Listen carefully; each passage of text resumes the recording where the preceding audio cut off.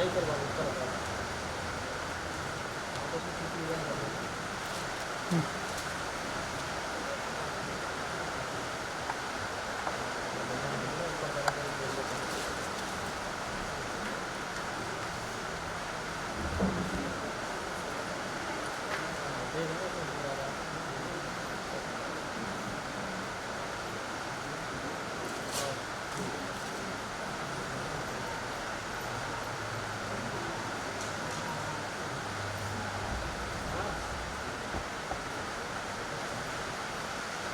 आप लोग इतने गंभीर और शांत होकर क्यों बैठे? दरअसल मुझे बातचीत करना काम करने से कई ज्यादा अच्छा लगता है। लेकिन मैं फिर भी दिन भर यही घुसा रहता हूं।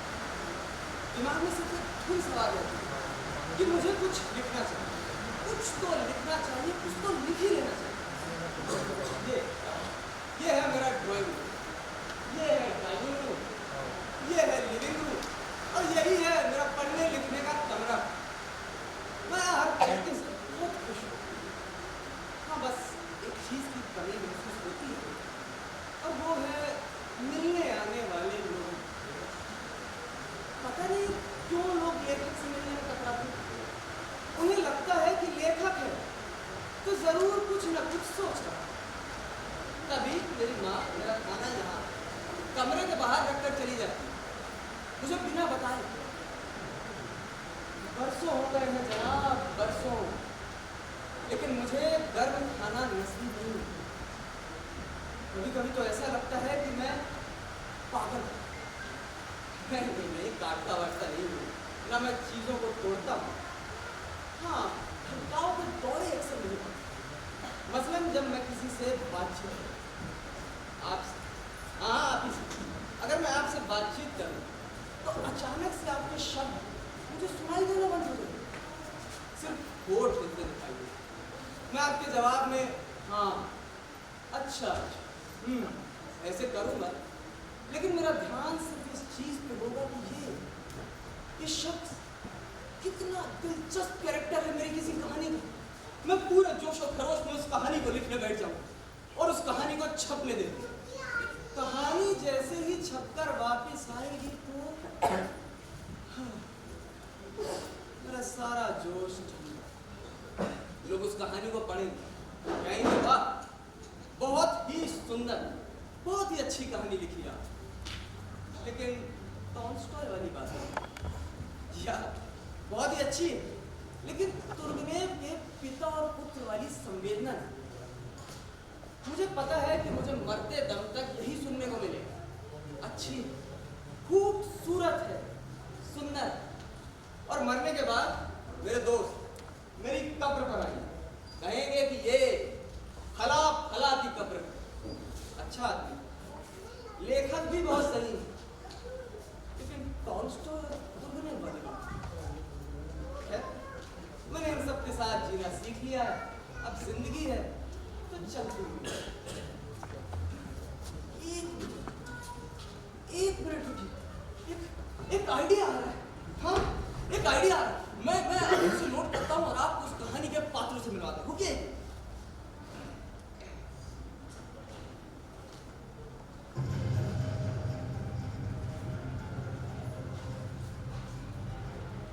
जूलिया,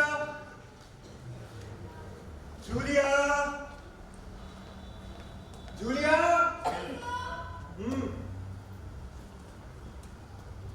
सर आपने बुलाया? हाँ, चाय रख दो। आंखें ऊपर। हाँ, देखो मैं जब भी तुमसे बात करूँ ना, तुम्हारी ये आंखें जरूर दिखनी चाहिए। बच्चों की अंग्रेजी की पढ़ाई कैसे चल रही है? सीख भी रहे हैं वो? हाँ सर, बड़े सही बच्चे हैं। और मैथमेटिक्स में कैसे हैं? सर इसमें भी काफी अच्छे हैं, खासतौर पर सर वानिया। क्यों नहीं होगा? तुम्हें पता है जूलिया, मैथमेटिक्स मेरा फेवरेट सब्जेक्ट हुआ करता था। अब इस मामले में तो वान्या पूरा अपने बाप पर ही गया है। क्यों जूलिया? हाँ जी सर। ये आंखें ऊपर। हाँ, देखो जूलिया, तुम इधर उधर देख के बातें करोगी ना, ऐसे डरोगी, खुद को नीचा कर दोगी, तो लोग तुम्हारे साथ ऐसे ही बर्ताव करेंगे। खैर, मैंने सोचा आज तुम्हारा हिसाब कर लेते हैं। पैसों की तो जरूरत होगी तुम्हें, हालांकि कभी मांगे नहीं तुमने। हाँ, तो क्या तय हुआ था हमारे बीच? सर 30 रूबल महीना। सर 40। नहीं 30। सर मुझसे तो कहा गया था कि 40 रुपए। नहीं जूलिया, 30। नहीं सर। Julia, 30 rouble. मैं अपनी ना किसी भी गवर्नेंस को 30 रूबल से 1 रूबल एक्स्ट्रा नहीं देता हूँ। तुमसे 40 किसने कह दिया? सर आप ही ने तो कहा था। पर पैसों को लेकर मेरी बात तो सिर्फ आपसे हुई है ना। हाँ, जूलिया देखो, ऐसा हुआ होगा कि मैंने कहा 30 और तुमने अपने ही दिमाग में सोच लिया होगा 40। तुम ये जो इधर उधर देख के बातें करती हो ना, ऐसी गलतियां हो जाती हैं। पर चलो कोई बात नहीं, अब हो गई गलती, आगे बढ़ो। हाँ, तो 30 रूबल के हिसाब से तुम्हें यहाँ आए हो गए हैं पूरे 2 महीने। सर 2 महीने 5 दिन। पूरे 2 महीने जूलिया, जी सर। पूरे 2 महीने हुए ये। हाँ, ये लिखा है इस रजिस्टर में, देखो क्या लिखा है, ध्यान से देखो, पूरे 2 महीने। सब महीने 5 दिन दे रहे। कोई बात ठीक है। हाँ, तो ये 30 रूबल 2 महीने बने 60 रूबल। हाँ ठीक। हाँ, अब इसमें से 9 संडेज तो निकाल ही दो। क्यों सर? संडेज निकालने की बात तुम्हारी तय हुई थी जूलिया? नहीं सर, मुझसे ऐसी कोई बात नहीं हुई है। हुई थी। नहीं याद सर। है?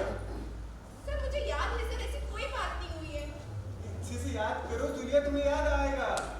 सर मैंने अच्छे से याद किया, ऐसी कोई बात नहीं हुई है। याद नहीं कर रही हो ना? नहीं कर रही हो ना याद?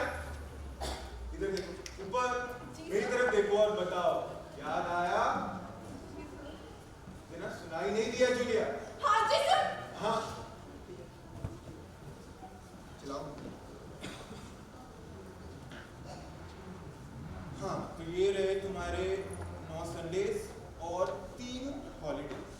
सर 3 नहीं, 2 हॉलीडेज थे। सर एक क्रिसमस के और एक न्यू ईयर के। और तुम्हारा बर्थडे जूलिया? सर बर्थडे वाले दिन तो मैंने काम किया था। तो नहीं करना था ना, यही तो गलती की तुमने जूलिया। बर्थडे वाले दिन ना कोई गवर्नेंस काम नहीं करती, तुमने क्यों कर लिया? मुझे नहीं बताया था सर। देखो जूलिया, तुमने काम किया ना, तो तुम्हारी गलती। पर सर हाँ, तो ये 9 और 3 बने तुम्हारे 12। पहले के 60, 12 कम बचे 48।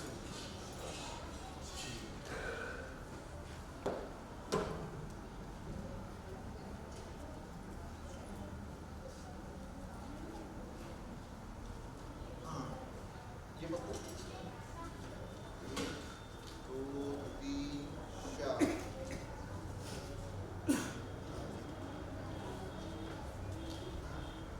तुम्हारे 4 दिन। वान्या अब जो बीमार रहा था, इन दिनों तो तुमने उसे पढ़ाया ही हाँ नहीं। पर सर मैंने कोलिया को तो पढ़ाया था। जूलिया, तुम्हें पैसे 2 बच्चों को पढ़ाने के मिलते हैं ना। अब तुम क्या चाहती हो कि अब आधे काम के लिए पूरे पैसे दे दूं मैं? जी सर। आधे काम के लिए पूरे ही पैसे चाहती हो अब तुम? नहीं सर, मतलब सर आधा। 4 रूबल इसके कट। अरे तुम ये तो छोड़ो, मुझे एक बात बताओ, कुछ दांतों में दर्द उठा था? हाँ सर, बहुत ज्यादा दर्द था सर। डॉक्टर को दिखाया? हाँ सर। अभी ठीक है? हाँ सर अभी ठीक है। हाँ, तो जो 3 दिन तुम जल्दी गई थी इस सिलसिले में, उसके तो 3 रूबल और कट होंगे। हाँ नहीं सर, तो मैंने 4 बजे तक तब भी काम किया था। जूलिया, यहाँ देखो साफ लिखा है, लंच के बाद काम नहीं किया। और लंच कितने बजे होता है?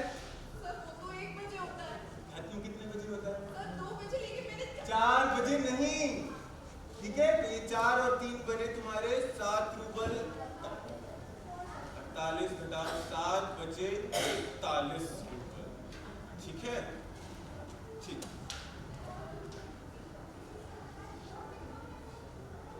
जूलिया, जी सर। 4 जनवरी को तुम्हारे हाथों एक कप टूटा था। नहीं सर, सिर्फ 100 टूटा था मुझसे तो। तो तुम ही बताओ कि बिना सॉसर के ये कप किस काम का? सर कम से कम चाय पी सकते हैं। हाँ, कप से तो हम चाय पी सकते हैं। ठीक है जूलिया, अब तुम ही बता दो कि बिना सॉसर के चाय पी ले, बिना प्लेट के खाना भी खा लेता हूँ मैं।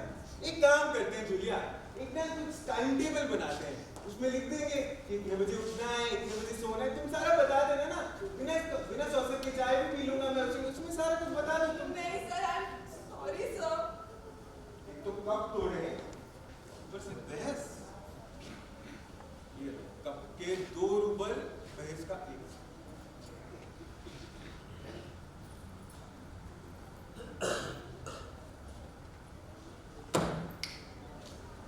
उस पेड़ पर वहीं चढ़ा था ना वान्या? जी सर। वहां से गिरा, जी। जैकेट फट गई थी उसकी। हाँ सर। नई जैकेट मैंने खरीद के दी, ये तो गए तुम्हारे। लेकिन सर मैंने उससे काफी मना किया था सर, लेकिन मेरा कहना बिल्कुल नहीं सुन रहा था, मैं क्या करती सर? जूलिया, तुम्हारे कहने के बावजूद वो वहां चढ़ा, उसने तुम्हारी नहीं सुनी तो तुमने उसे चढ़ नहीं दिया, तो 15 रूबल तुम्हारे घर। नई जैकेट मैंने खरीद के दी है उसे, तुमने खरीद के दी कि मैंने? आपने 15 रूबल। अरे रे रे रे, दुनिया के जूते चोरी हुए थे। सर वो तो नौकरानी ने चुराए थे और आप ही ने उसे नौकरी से निकाल दिया था, याद है? पर जूलिया, ये सारी रिस्पॉन्सिबिलिटी तो तुम्हारी है। देखो, हमारी पहली मीटिंग में ये सारी बातें तय हुई थी कि घर की देख रेख, बच्चों की देखभाल, ये सब तुम्हें ही करना है जूलिया। हाँ सर। पहली मीटिंग में तय हुआ था ना, उस दिन तुम मेरी बातें सुन भी रही थी कि ऐसे ही आसमान में घूम रहा था दिमाग तुम्हारा? जी सर। आसमान में घूम रहा था दिमाग? नहीं सर।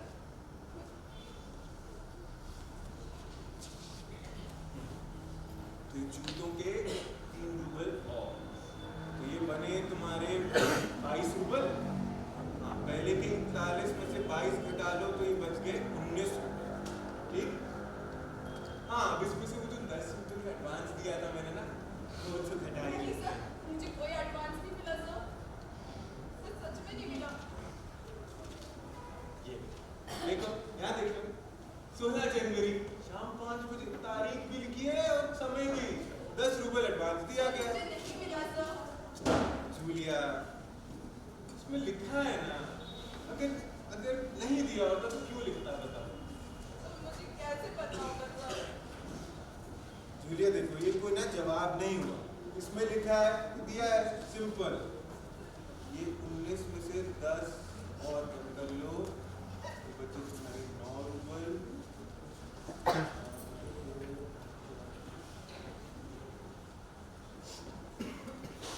तुम रो रही हो?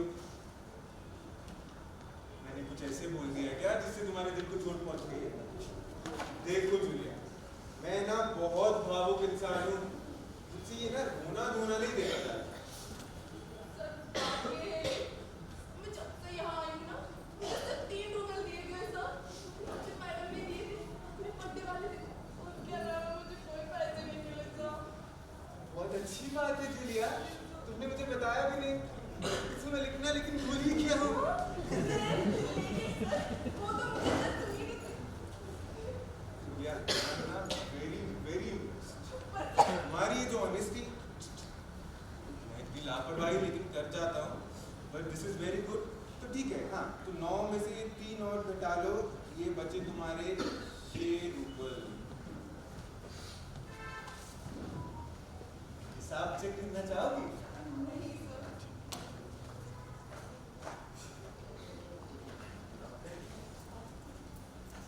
ये अरे लो ना, पूरी तनख्वाह तुम्हारी, रखो अच्छे से। जी सर। गिन लो इसे। नहीं सर, इसकी कोई जरूरत नहीं। या गिन लो, साफ पाई पाई कर रखना चाहिए, ठीक है? अच्छे से गिन लो। सर ये तो सिर्फ 5 रूबल है। अरे जूलिया देखो, इधर ही कहीं ना एक सिक्का गिरा होगा, यहाँ देखो तुम, वहां देखो, वहां। सर मेरे पास से नहीं गिरा है। देखो ना, मेज पर नहीं है, इधर ही कहीं गिरा होगा, तुम ढूंढो जरा। सर कोई बात नहीं सर। चलो ठीक, एक काम कर लेंगे, अगर ढूंढने से ना मिले ना तो हम अगले महीने बातचीत करें, ठीक है? Thank you sir. आप बहुत दयालु हो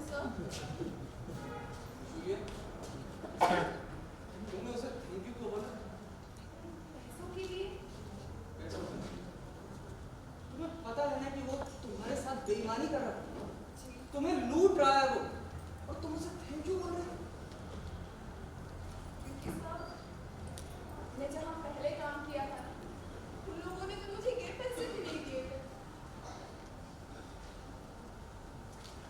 देखा, आज के जमाने में कोई इतना बेवकूफ हो सकता है? हाँ, ये क्यों अपनी आवाज नहीं उठाती? सब बदल दूंगा इसे। क्या? जी सर। फिर मैंने सोचा आज तुम्हारा हिसाब कर लेते हैं। पैसों की तो जरूरत होगी तुम्हें, और तुमने कभी मांगे भी नहीं। ये तुम्हारे पूरे 2 महीने 5 दिन की तनख्वाह, पूरे 80 रुपए। सर अरे ये भी तुम रखो। Thank you sir, thank you very much sir, thank you sir. हाँ, ये तो थोड़ा बाहर निकलता हूँ, थोड़ी ताजी हवा।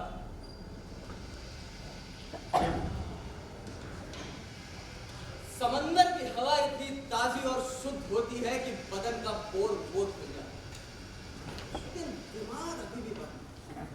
ना कोई आइडिया आ रहा है, ना कोई विचार। लेकिन आप लोग घबराइए मत, कोई ना कोई आइडिया आएगा जरूर। सर, सर यहाँ इस तरफ। क्या? कहाँ? सर यहाँ इस तरफ। कहाँ हो तुम? मुझे दिखाई नहीं दे रहे। सर, हाँ सुनो, एक काम करो, यहाँ आके बात करो, तुम मुझे वहां दिखाई नहीं दे रहे। सर क्या 1 मिनट आप मेरी बात सुन सकते हैं सर? सर, सर, कहाँ? Sir, sir, sir, sir, sir, sir, नहीं सर, कैसे आप? मैं ठीक हूँ। सर मैंने आपको इसलिए आवाज दी कि इतनी रात को आप यहाँ अकेले घूम रहे थे, कुछ मजा लेने का इरादा है? वहाँ से ये क्या बोला आपने? मजा लेने का मतलब सर मस्ती मारने का, टाइम पास, एंटरटेनमेंट सर।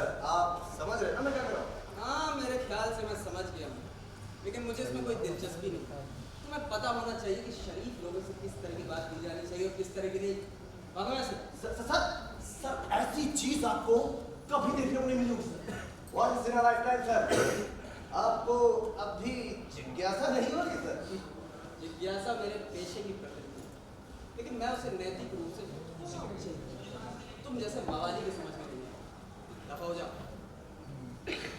आप शायद ठीक कह रहे हैं सर, ये सब देखना आपके बस की बात नहीं है। आप जैसे शरीफ लोगों की नैतिकता और संवेदना बहुत नाजुक होती है सर। अच्छा सुनो, एक मिनट रुको, एक मिनट रुको। चुभी ना, दिन में चुभी ना ये बात सर।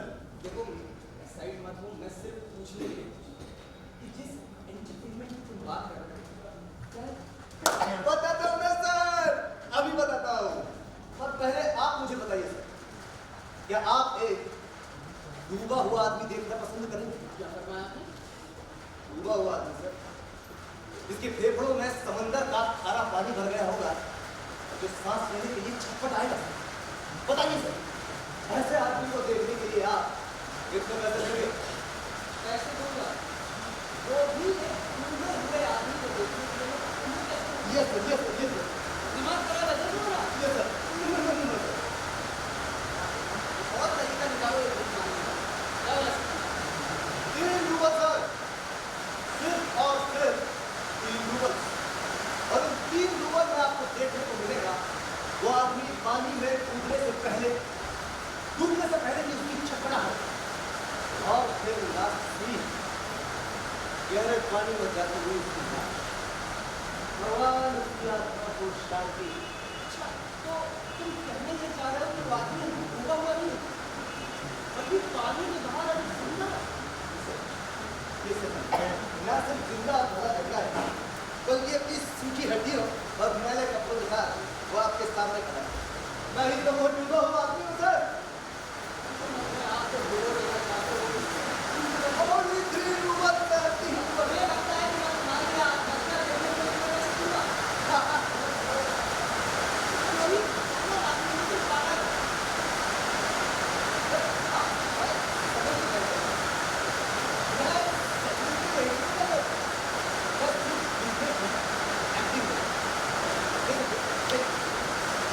ठंडे बर्फीले पानी में छलांग, थोड़ा बहुत हाथ में मारूंगा दो तीन बार चीखूंगा, चिल्लाऊंगा और फिर किसी तरह बताऊं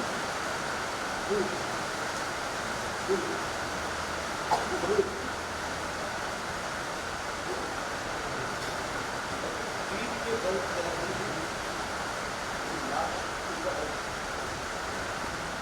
देखकर आपके रोंगटे खड़े हो गए। अकेले आदमी के लिए 3 नंबर सर, लेकिन अगर लोग ज्यादा हो तो इसका नंबर कम। थोड़ा जल्दी कीजिए सर, शो अपने तो मुझे शुरू हो जाए। मुझे सचमुच में यकीन नहीं हो रहा है कि मैं यहाँ डूबते हुए नाटक के बॉक्स ऑफिस तक खड़े होकर टिकट के रेट सुन रहा हूँ। सर असल बात तो आप समझेंगे ना सर। देखिए, इस नाटक में कोई सत्ता और घटिया रोमांच नहीं है सर, बल्कि इस नाटक में आपको सामाजिक और आर्थिक प्रभावों का बहुत भव्य रूप देखने को मिलेगा। ये नाटक कोई त्रासदी नहीं है सर, बल्कि विडंबना है, क्योंकि इसमें शुरू से लेकर आगे तक तो हास्य का पुट है सर।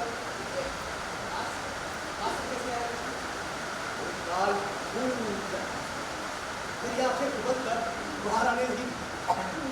मैं बचने के लिए जोर जोर से चिल्लाऊंगा, जैसे कदम कटता हुआ सुअर चिल्लाता है ना।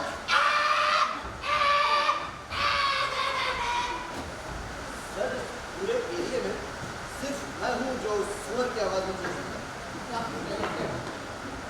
लेकिन इस सीजन में सैकड़ों लोगों ने देखा है सर, और अगस्त में मेरा एडवांस में बुक हो गया था सर। एक दिन में 20 शो किए मैंने सर। तो सर बताइए, आज रात के डिनर शो के लिए आपको बुक कर दूँ? डिनर शो मतलब सर देखिए, मैं पानी में छलांग लगाऊंगा, थोड़ा बहुत हाथ पैर भागूंगा और एक बढ़िया सी बड़ी सी मछली पकड़कर मार फेंकूंगा। इसका शक होना है सर। खड़े होकर मैं ये सब सुन रहा हूँ। ये पागल आदमी जाऊंगा तो मेरा पीछा छोड़ो सर, थोड़ा जल्दी कीजिए सर। अगले 5 मिनट में वो सामने वाले होटल का सारा कचरा इस पानी में फेंक दिया जाएगा, पानी गंदा हो जाएगा और सर गंदे पानी में छलांग लगाना मेरी शान के खिलाफ। लानत है तुम्हारी ऐसी शान। डूबते हुए आदमी की नकल करना तुम्हारी शान के खिलाफ नहीं है। हाँ? तो जरूर कोई घोड़ा गाड़ी मिल जाएगी। सर, पेशे में कुछ अच्छी बात है, जिन्हें आपने बिल्कुल नजरअंदाज कर दिया। अच्छा आप बताइए आप, कोयला खान में काम करने वाले किसी मजदूर को उस वक्त देखा है आपने जब वो दिन भर का काम करके बाहर निकलता है, उसके पूरे शरीर पर गंदगी और काली घुसी पड़ी रहती है सर। या फिर किसी जाम को ले लीजिए, जब वो अपना काम खत्म करके घर लौटता है तो दूसरों के सटे हुए बाल उसके पूरे बदन पर चिपके हुए होते हैं सर, और वही बाल उसके खाने में, उसकी चाय में कहाँ नहीं होता सर। सोच कर उबकाई आ जाए। या फिर किसी सर्जन को लीजिए आप, उसकी उंगलियां मरीज के न जाने कहाँ होती है सर। ठीक है, बस करो सर। या फिर अस्तबल में काम करने वाला कोमल और गरीब में लिपटा हुआ आदमी सर। मेरा कहने का मतलब सिर्फ इतना सा था, किसी भी पेशे के आदमी जिंदगी में एक ना एक बार गंदगी का सामना करना ही पड़ता है। मेरी तरफ मैं उधर मेरा साफ का पानी से, पानी जो शुद्ध है, साफ है, तो दूसरों को भी साफ करता है। काम खत्म करके घर जाकर मुझे ना आने की जरूरत नहीं पड़ती सर, क्योंकि ना तो मैं पहले चुका होता हूँ। आप अपने बारे में यही बात बोल सकते हैं सर। मुझे लगता है कि मैं इससे अपनी सफाई की आदतों की चर्चा घोड़ा गाड़ी अभी तक नहीं है। कैबी आप पछताएंगे सर, आप पछताएंगे और जिंदगी से बोर होकर यही आएंगे दोबारा किसी डूबते हुए आदमी को देखने के लिए। लेकिन फिर मैं आपको यहाँ नहीं मिलूंगा, मैं जा चुका होगा। सिर्फ 1 हफ्ता यहाँ पर हूँ और संडे की मैं छुट्टी रखता हूँ, उसके लिए सिर्फ और सिर्फ शादी। ओ वहाँ वो पुलिस वाला देखो ऑफिसर, उन्होंने मेरा पीछा नहीं छोड़ा था। अभी बता दूंगा तुम्हें। किस जुर्म में सर? मैं कोई पैसा भर्ती नहीं कर रहा हूँ, मेरा शो बिजनेस है, शो बिजनेस। पानी में डूबते हुए आदमी की नकल करना शो बिजनेस नहीं होता। तुम एक खतरनाक बंदर वाली पागल हो, पागल। उठो से ऑफिसर। अरे सर, ऑफिसर जा रहा हूँ। अब इस बंदे में भी 2 बार दिए रही।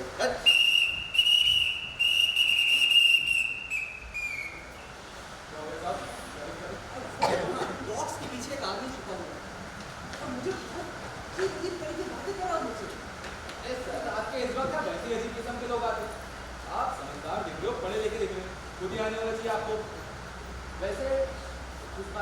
प्लान कर रहा था सुनकर बहुत अजीब लगेगा, लेकिन वो 3 रूबल मांग रहा था पानी में डूबकर अपनी जान देने के लिए। क्या 3 रूबल? हाँ पानी में डूबते जान देने के लिए? हाँ। अरे सर आपको लूट रहा है वो।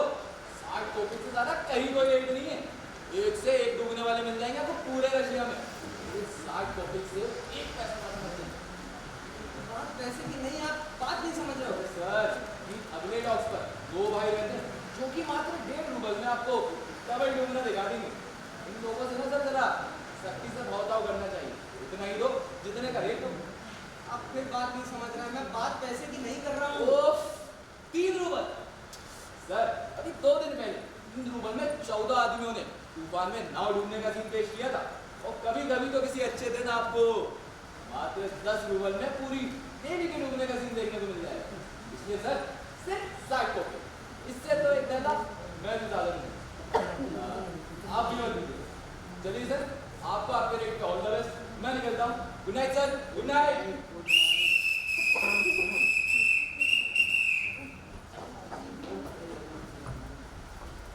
सर सर आपने उस ऑफिसर से क्या कहा? यही कहा कि तुम्हारा दिमाग खराब है, लेकिन बदकिस्मती से उस ऑफिसर का दिमाग तुमसे ज्यादा खराब है। सर मैंने देखा कि आपने उससे रेट के बारे में मेरी शिकायत नहीं की सर, इसीलिए सिर्फ और सिर्फ आपके लिए sir 80 copy. How much? 80 copy sir. 60 copy. 60 copy sir. 60 copy दूंगा, 60 कॉपी। Sir 60 copy sir. हाँ, और मैं मामूली सा लेखक हूँ, उसमें भी लोग कह देते हैं कि टॉल्स्टॉय जैसा लिखते हैं। 60 कॉपी दूंगा, 60 कॉपी। सर इसमें मेरा प्रॉफिट कहाँ से निकलेगा सर? सर 40 कॉपी तो तौली और कंबल के हो जाते हैं, और 40 कॉपी को आदमी लेकर चला जाता है जो मुझको तैर कर बाहर निकलता है सर। सर इससे अच्छा है कि मैं सब कुछ डूब जाऊं और कभी बाहर ना निकलूं। तुम एक काम करो, समंदर में डूब के चुल्लू भर पानी में डूब जाओ। 60 कॉपी दूंगा। Sir 75 copy. 60। Sir 70 copy. 60। 65। 60। 60 निकालो। 40 60। अब जल्दी बताओ मुझे खड़े कहाँ? भगवान से दुआ करता हूँ मेरा बेटा खड़े होगा। हाँ सर। हाँ, कहाँ खड़े? वहाँ खड़े हो। यहीं? यहाँ? यहाँ। हाँ, ठीक है। यहाँ दिखेगा। लेकिन यहाँ बहुत अंधेरा है। अरे सर अंधेरे में ही तो सीन ज्यादा डरावना लगता है सर, और सीन जितना ज्यादा डरावना लगेगा देखने वाले का पैसा उतना ज्यादा वसूल होगा सर। ठीक है सर। हाँ। अब मैं कूद रहा हूँ। हाँ, जाओ। ठीक है सर। हाँ। Okay sir. ठीक है। हाँ। अब मैं जाता हूँ सर। हाँ, जाओ। आप देखिएगा पूरा शो सर। हाँ, पूरा देखूंगा। ठीक। एक मिनट सर। सर एक बहुत जरूरी बात तो मैं भूल ही गया सर। सर मैं तीसरी बार छटपटाता हुआ बाहर आऊंगा तो आपको जोर से चिल्लाना है। क्या चल रहा है? पॉपेन चेफस्की। क्या? पॉपेन चेफ पीवी सर, पीवी। नहीं, वो पहले वाला नहीं था। पॉपिन चेफस्की। हाँ, ठीक है। लेकिन ये पॉपिन चेफस्की हुआ? पॉपेन चेफस्की सर। पॉपेन चेफस्की ही वो आदमी है जो मुझे तैरकर बाहर निकालता है सर। मुझे तैरना नहीं आता। क्या बात कर रहे हो? तुम्हें तैरना नहीं आता? हाँ सर। मतलब तुम डूबने की एक्टिंग नहीं करोगे, तुम सचमुच में डूब जाओगे। सर सीन उसमें तो ज्यादा डरावना लगेगा ना, और सर सीन जितना ज्यादा डरावना होगा सस्पेंस जितना ज्यादा होगा देखने वाले का पैसा उतना। Yes sir. तो अब मैं जाऊँ सर? हाँ, जाओ। Confirm sir? हाँ, ठीक है सर। सर अगर आपको शो पसंद आया ना तो अपने दोस्तों को बताइएगा। हाँ, बताऊंगा। अपने परिवार वालों को बताइएगा। हाँ। और सर आप दोबारा भी आइएगा सर। हाँ, बिल्कुल। सर अब मैं डूब रहा हूँ सर। कूदो। सर बचाओ। अच्छा, ठीक है। बचाओ। अरे नहीं, ये मैं बहुत बार देख चुका हूँ। कोई दूसरा करतब करके दिखा। सर मैं सचमुच डूब रहा हूँ। हाँ, अरे फिर तुम वही करके दिखा रहे हो। कोई दूसरा करतब करके दिखाओ। बचाओ। गुड, ये बचाओ। करतब। कोई हाँ। तो बचाओ। अच्छा,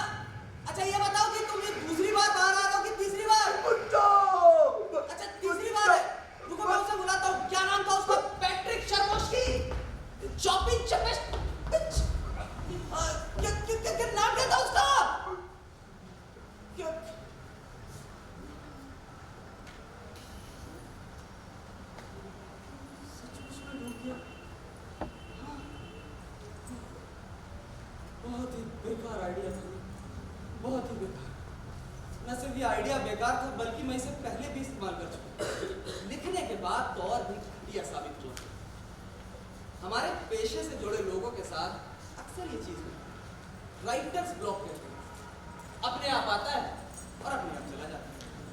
ये भी चला जाएगा, टेम्परेरी फेज। हालांकि मैं मानता हूँ कि ये कुछ ज्यादा ही टेम्परेरी होता है। पैसा। रूसी क्रांति के बाद जो उस देश में सबसे ज्यादा जरूरत थी वो थी पैसा।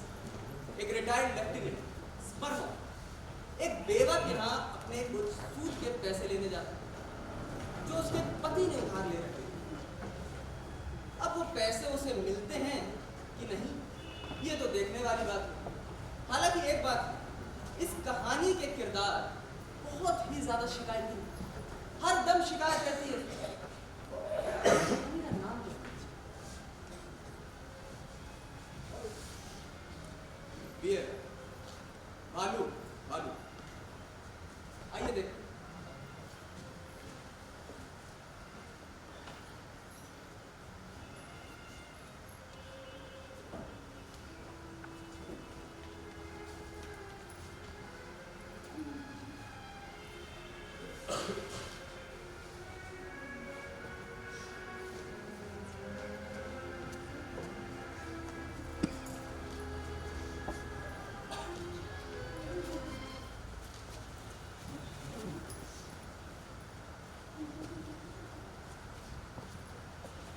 ये बहुत गलत है हुजूर।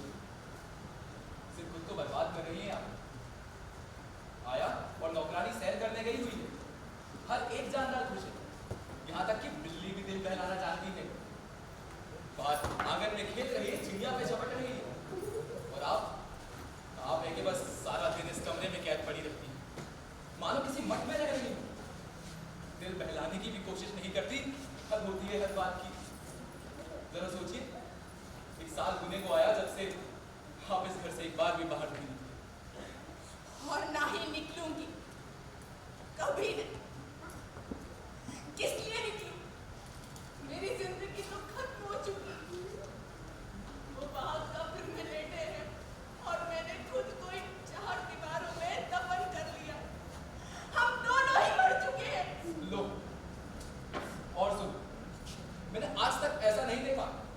निकोलाई मिखाइलोविच इस दुनिया से चले गए, शायद खुदा की यही मर्जी थी, यहीं तक था उनका सफर। आपने बहुत कम मना लिया, बस भी कीजिए। कब तक भुलाइएगा खुद को? सारी जिंदगी तो इन काले कपड़ों में और इस कमरे में कैद नहीं रह सकती। मुझे ही देखिए, वक्त आया और मेरी घरवाली गुजर गई। क्या कर सकता था? बहुत गम मनाया, एक महीने तक रोया धोया, और आखिरी में बस सबर करके बैठ गई। और सारी जिंदगी उसके लिए रोता रहूं तो ये हद से ज्यादा नहीं होगा। आपने पड़ोसियों तक को छोड़ रखा है, ना खुद कहीं जाती है, ना किसी को अंदर आने की इजाजत देती है। माफ कीजिएगा हुजूर, मुझे माफ कीजिएगा, मगर हम लोग भी बकरियों का सा जीवन गुजार रहे हैं। दिन की रोशनी नसीब नहीं होती, मेरी यूनिफॉर्म चूहे ने काट दी। और ऐसा भी तो नहीं कि इस शहर में अच्छे लोग ना, शहर तो भरा पड़ा है उन लोगों से। रिडॉफ में फौजी अफसरों का पूरा दस्ता ठहरा हुआ है, एक से एक अफसर, इतने खूबसूरत कि नजर पड़ के नहीं देखा जाता। कैंप में कोई शुक्रवार ऐसा नहीं गुजरता जब बॉल डांस ना होता हो, और उसके बाद सभी अफसर मिलकर ऑर्केस्ट्रा बजाते हैं। हुजूर, मेरी मालकिन, आप तो अभी जवान हैं, खूबसूरत है, तंदुरुस्त है, क्यों अपनी जिंदगी खुशी से नहीं बिताते? अरे खूबसूरती तो उम्र बरसात देने से नहीं, मगर आज से 10 साल बाद अगर आप अपनी इन अदाओं से किसी भी अफसर को रिझाना चाहेंगी तो कोई फायदा नहीं होगा। बहुत देर हो चुकी होगी, बहुत देर। हाथ छोड़ती हूँ, रुका, मुझसे ऐसी बातें मत किया करो। तुम अच्छी तरह से जानते हो कि जब से निकोलाई मरे हैं, मेरी जिंदगी की हर कशिश खत्म हो चुकी है। मुझे लगता है कि मैं जिंदा हूँ, पर ये सिर्फ और सिर्फ तुम्हारा ख्याल है।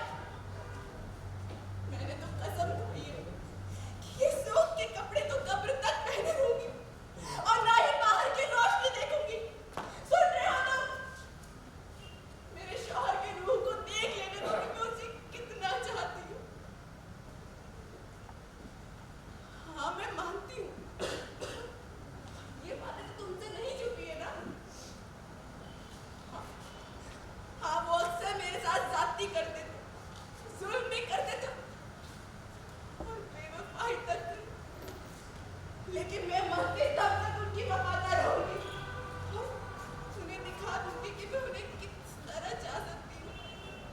वहाँ उस दूसरी दुनिया में वो मुझे वैसे ही पाएंगे जैसे उनके मरने से पहले थी। मगर इन बातों का क्या फायदा?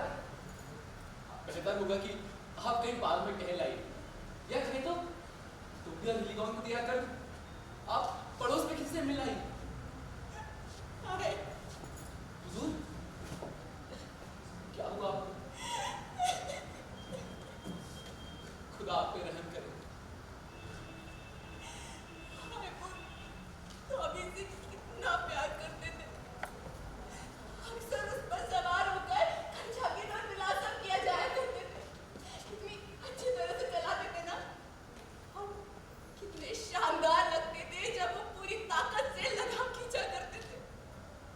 हाय तो अभी लूका कह दो कि आज टॉमी को रोज से ज्यादा चाहिए थे। जी हुजूर। कौन है? जाकर कह दो कि मैं किसी से नहीं मिलना चाहती।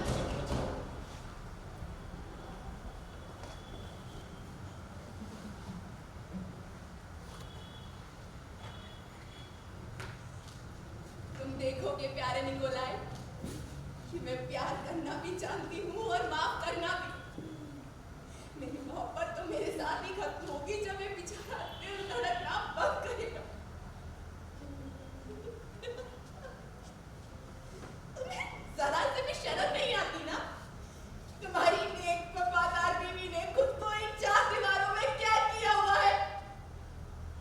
हाँ हाँ, मैं अक्सर भूल जाती हूँ कि जब वो जिंदा थे तब उन्होंने मेरी कदर नहीं करी, तो अब क्या ही करेंगे? तुमने हमेशा मेरे साथ बेवफाई की, अब तो मुझे अकेला छोड़कर चले जाया करते थे। क्यों करते थे? मालकिन, मालकिन, मालकिन, वो बाहर कोई है जो आपको पूछ रहा है। कह रहा है कि आपसे मिलना चाहता है। तुमने कहा नहीं कि मालिक के मौत के बाद मैंने सबसे मिलना जुलना बंद कर दिया है? तो मैंने कहा, मगर वो कुछ सुनने को तैयार नहीं है। मैं नहीं मिलूंगी। मैंने ऐसा ही कहा, मगर न जाने कौन बदतमीज है, गाली गलौज करने लगा, अंदर आ रहा है, डायनिंग में घुस चुका है। ठीक है, भेज दो। जी। नहीं, बदतमीज होते हैं कुछ लोग, नहीं कठोर होते हैं। क्या चाहते हैं ये लोग मुझसे? मुझे अकेला क्यों नहीं रहने देते? अब तो लगता है कि जोगा नहीं बनना पड़ेगा।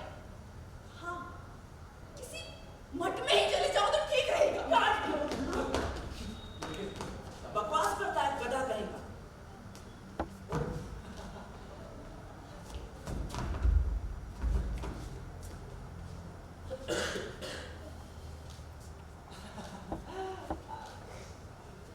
सलाम जमींदार साहब।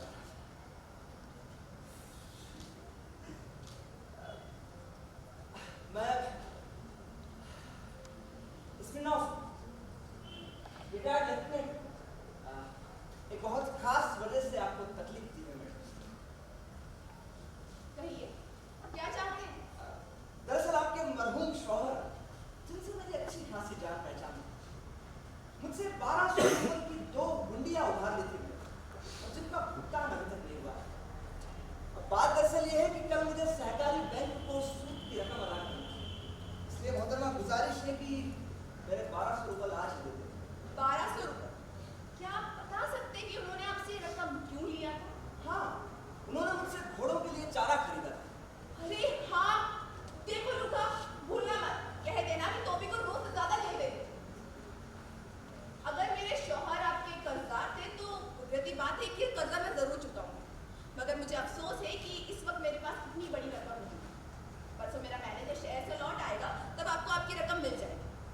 और वैसे भी आज ही मेरे शौहर को गुजरे पूरे 7 महीने हो गए, इसलिए मेरा मूड थोड़ा खराब है। किसी भी तरह के हिसाब किताब में पढ़ने को दिल नहीं चाहता है। और मेरा मूड ऐसा हो रहा है ना मैडम कि अगर आज आपने रकम नहीं दी तो कल मुझे खुद को उल्टा लटकाना पड़ेगा। मेरी जमीनें नीलाम कर दी जाएगी मैडम। परसों आपको आपकी रकम मिल जाएगी। ये रकम मुझे आज चाहिए, परसों नहीं। माफ कीजिएगा, अभी तो ये भुगतान नहीं कर पाऊंगी। और मैं परसों तक इंतजार नहीं कर सकता। मगर मैं क्या कर सकती हूँ, इस वक्त मेरे पास इतनी बड़ी रकम नहीं है। तो आज आप ये रकम नहीं देंगे? जी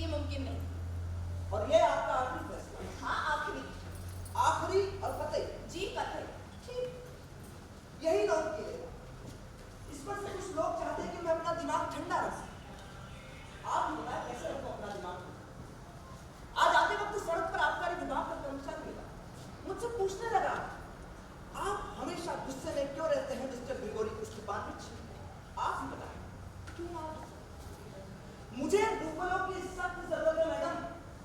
यहाँ तक कि कल तड़के का घर से बाहर निकला हूँ, एक एक कर्जदार के पास गया, पर एक शरीफ आदमी ने कर्ज नहीं चुकाया। कुत्तों की तरह मारा मारा फिर रहा हूँ। जैसे तैसे करके रात गुजारी है, वो भी यहूदी के सस्ते होटल में, शराब के पीछे के बाद। कैसे न कैसे करके यहाँ पहुंचा हूँ। घर से 700 कोस उम्मीद थी कि यहाँ तो मुझे कर्ज मिल ही जाएगा, लेकिन यहाँ मेरे खाते पे किन शब्दों से हो मूड खराब है ना। गुस्सा आने वाली बात जनाब, मेरे ख्याल से तो ये बात मैंने आपको साफ कर दी है कि परसों मेरा मैनेजर आएगा, तब आपको आपकी रकम मिल जाएगी। मैं मैनेजर के पास नहीं, आपके पास आया हूँ। जहन्नुम में जाए। माफ कीजिएगा, आपका मैनेजर। जनाब, इस तरह की बातें सुनने की ना तो मेरी आदत है और ना ही ये लहजा मुझे पसंद है। बस अब मैं और कुछ नहीं सुनना चाहती। ये खूब रहा, मूड नहीं है। शोहर को मरे हुए पूरे 7 महीने हो गए, बिल्कुल नहीं समझती कि मुझे सूद की रकम अदा करना कितना जरूरी है। जरूरी है कि नहीं, मैं आपसे पूछता हूँ। शोहर मर गया, मूड नहीं, हजारों नखरे, मैनेजर कहीं चला गया है। अरे जहन्नुम में जा। लेकिन आप भी बताओ मैं क्या करूं? मैं अपने कर्जदारों से कहां छिपूं? गुब्बारे में बैठ कर कहीं उड़ जाऊं क्या?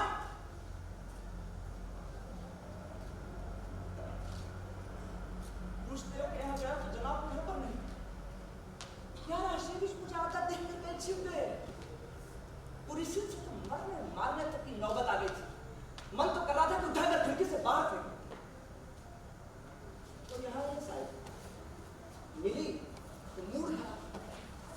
एक भी उल्लू का पट्टा कर्ज देने को तैयार नहीं। और ये सब इसलिए कि मैंने खुद इन सबको अपने सिर पर चढ़ा कर नंबी से पेश आया हूं मैं इनसे। लेकिन नहीं, ठहरो, सबको मजा चखाऊं। मैं यही रहूंगा मैडम, और तब तक यही रहूंगा जब तक अपना पैसा नहीं ले लेता। आज बहुत गुस्से में कोई है? सुनो। जी बोलिए। कुछ पीने को ला, पानी या शरबत। कोई तुम भी तो, मुझे रुपयों की इतनी सख्त जरूरत है, गले में फंदा पड़ा हुआ है मेरे। और यहाँ ये साइकिल इसलिए कर्ज वापस नहीं कर रही है कि क्या कहते हैं कि इनका दिल नहीं कह रहा है बात करने को। बेवकूफ और बेवकूफ जैसी बात। ये औरतें भी ना, इसीलिए मुझे औरतों से बाहर करना ना कभी पसंद था ना कभी है।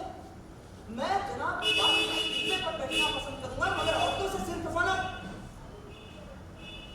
रोंगटे खड़े हो रहे हैं।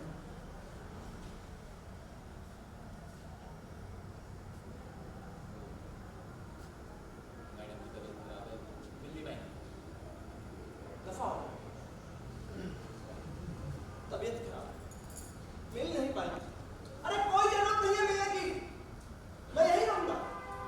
एक हफ्ते बीमार रहेगी ना, मैं एक हफ्ते यही रहूंगा। एक साल बीमार रहेगी,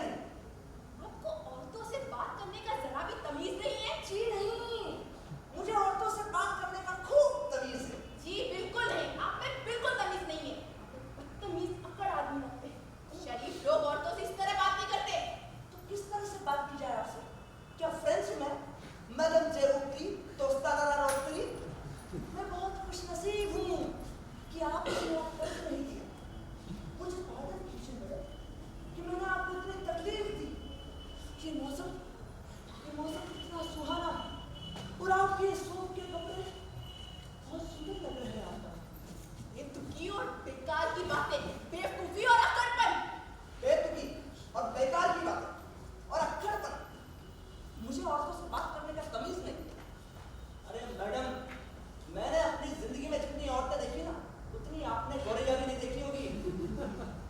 एक दर्जन औरतों को मैंने छुड़ाया जनाब, और दर्जन में 3 कम 9 ने मुझे छोड़ा। क्या एक जमाना है। अब मैंने एक बेवकूफियां की है, नरमी से पेश आया हूं उनसे, खुशामदें की है मैंने, बेतहाशा प्यार किया है, चांद को देखकर ठंडी आहें भरी है।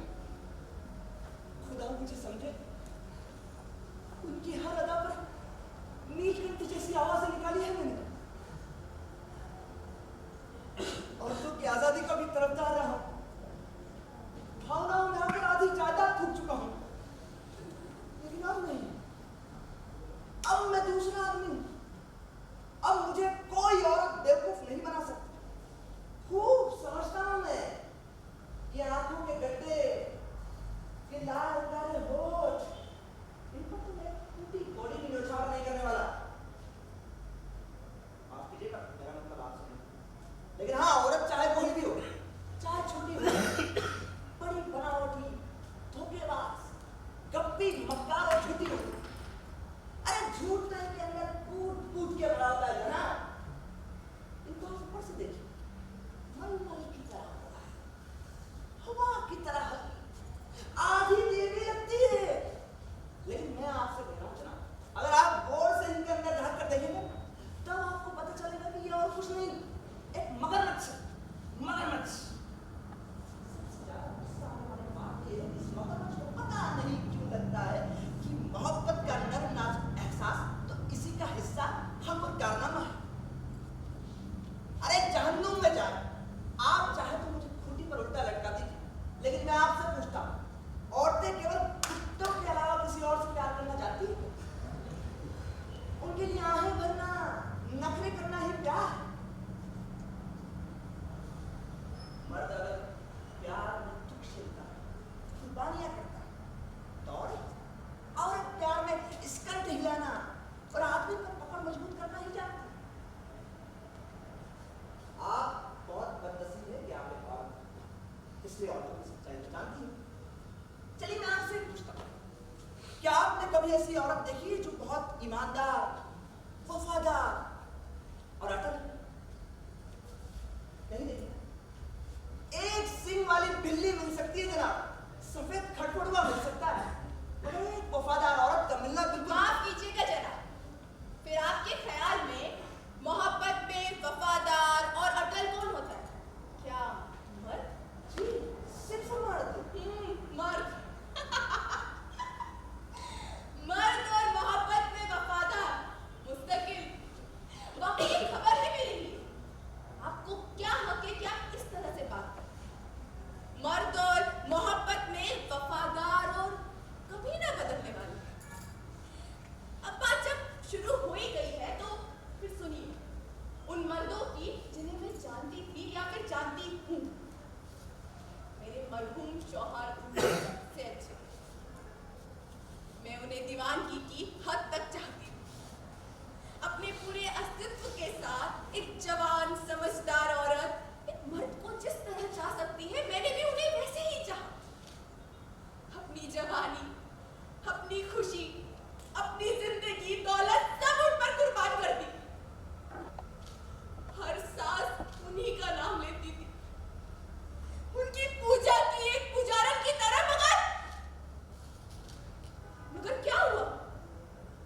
मर्दों में सबसे बेहतर ये मर्द मुझे हर कदम पर बड़ी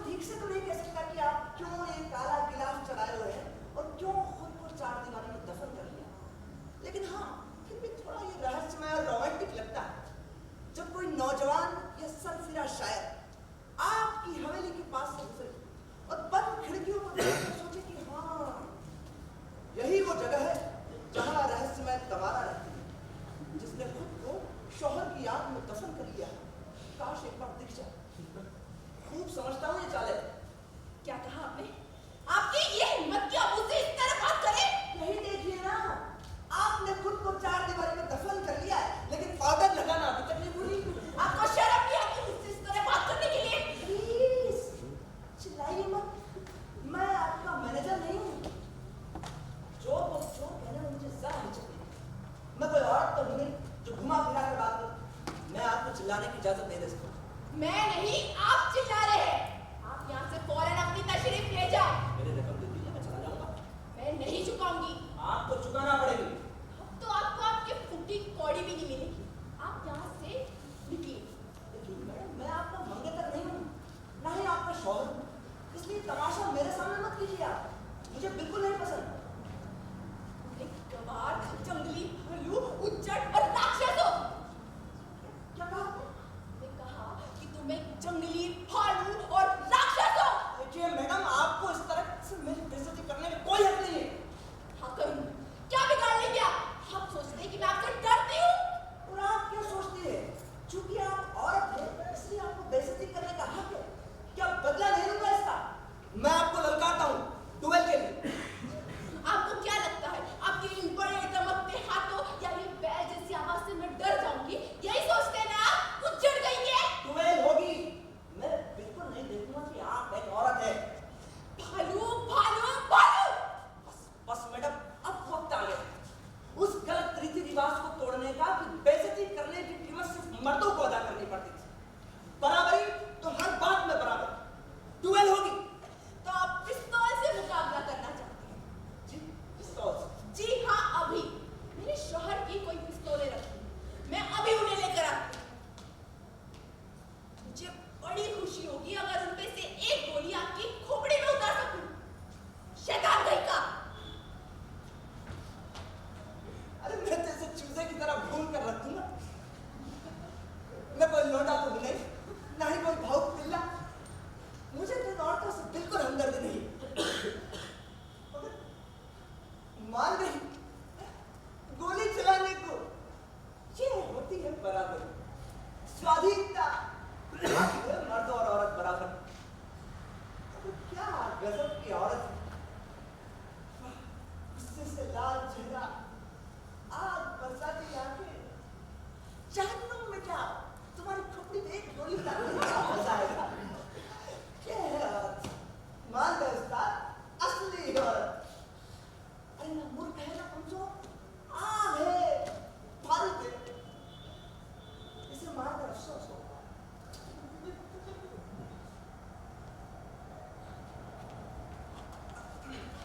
ले आई मैं पिस्तौल, लेकिन इससे पहले कि डुएल हो आपको मुझे सिखाना होगा कि इसे चलाते कैसे हैं। मैंने जिंदगी में कभी भी ये पिस्तौल नहीं थामी। ठीक है, देखिए मैडम, पिस्तौल कई तरह की होती है। डुएल लड़ने के लिए अलग से होती है। मल्टीमेल मार्का जिसमें कैप्सूल रखे जाते हैं।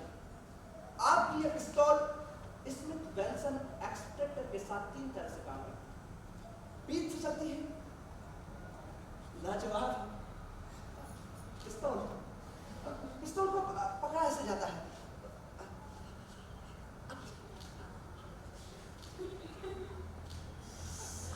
इस तरह से ऐसे? हाँ, निशाना बांधिए। हाँ, अब हाथ को थोड़ा सा ऊपर कीजिए, सिर को थोड़ा सा पीछे कीजिए। हाँ, इस तरह से। अब इस उंगली से खटके को दबाइए। बस। सबसे जरूरी बात, कोशिश कीजिएगा कि निशाना लगाते वक्त हाथ न कांपे। हाँ हाँ समझ गई, लेकिन कमरे में गोली चलाने में मुश्किल होगी। चलिए बाग में चलते हैं। चलिए, लेकिन मैं एक बात पहले ही बता देता हूँ, मैं हवा में फायर करूंगा। यही पर रह गया था। क्यों? क्योंकि क्योंकि अब ये मेरा मामला है कि क्यों।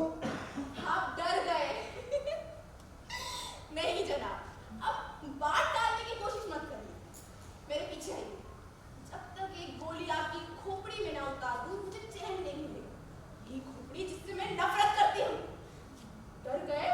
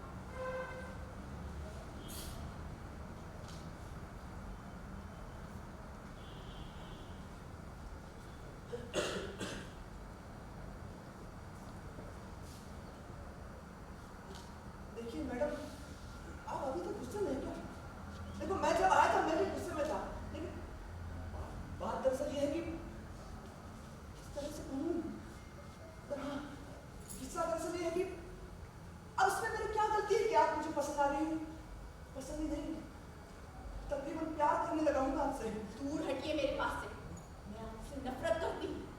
दूर हटिए, अभी चलाओ गोली। चलाइए ना प्लीज।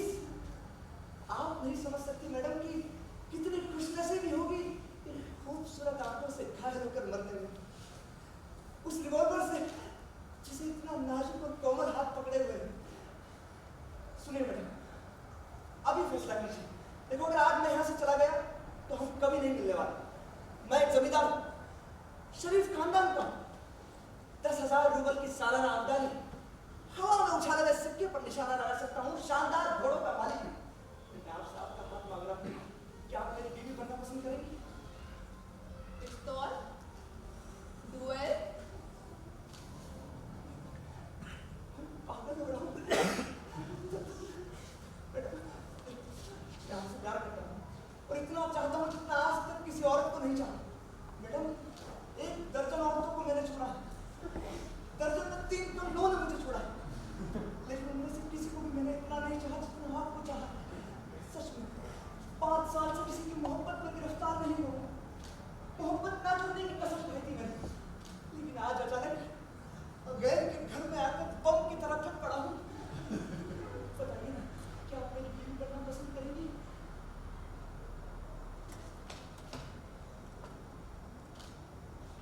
ठीक है,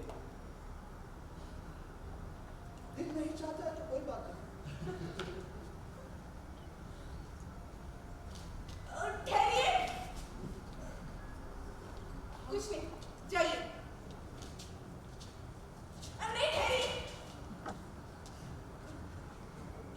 नहीं, जाइए।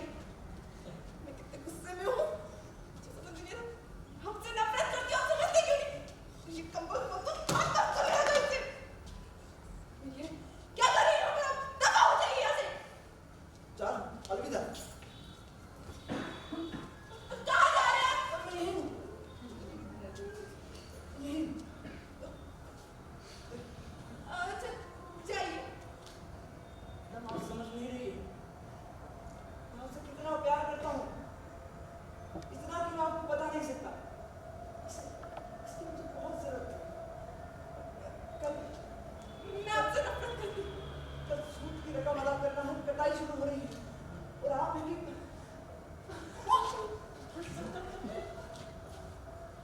कितना खूबसूरत लगता है ना ये देखने में। लेकिन मेरा बचपन ऐसा नहीं। बचपन में मेरे पिता मुझे शराब पीकर रोज मारते, लेकिन मैंने उनसे कभी नफरत नहीं की। वो ऐसा इसलिए करते थे क्योंकि उनका जन्म रूसी क्रांति के ठीक बाद हुआ। तो गुलामी की जंजीरें उनके अंदर गई। उसके बाद मैं पढ़ने के लिए मॉस्को गया। वहां मैंने डॉक्टरी की पढ़ाई की, फिर लोगों का इलाज भी किया। वहां से वापस आने के बाद मुझे प्रेम, ऐसा नहीं, ठीक वैसा जैसा वो पक्षी होता है ना जो जिंदगी भर अकेला रहता है। क्या नाम है उसका? सीगल। हाँ, सीगल, एक ऐसा पक्षी जो जीवन भर अकेला रहता है। एक कहानी नहीं, नाटक नहीं, 4 अंक सीधा, आज नहीं फिर। और जैसा कि मैंने आपको बताया कि ये है मेरा ड्राइंग रूम, ये है लिविंग रूम, यही है मेरा पढ़ने लिखने का कमरा, लेकिन बेडरूम नहीं।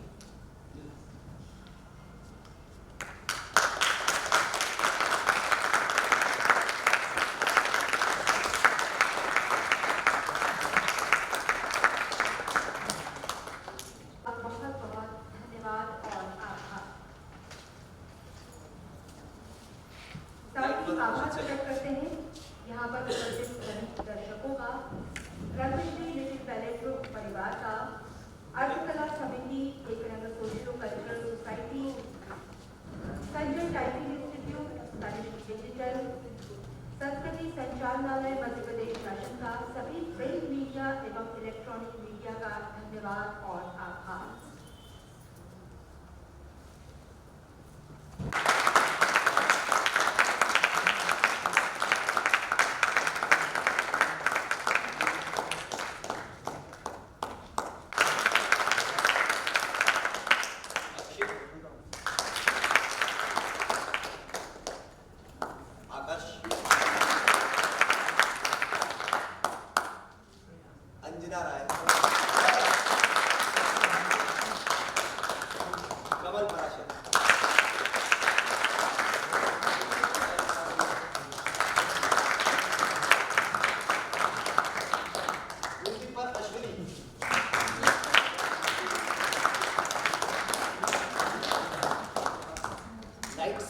हर्षित जीते हर्षित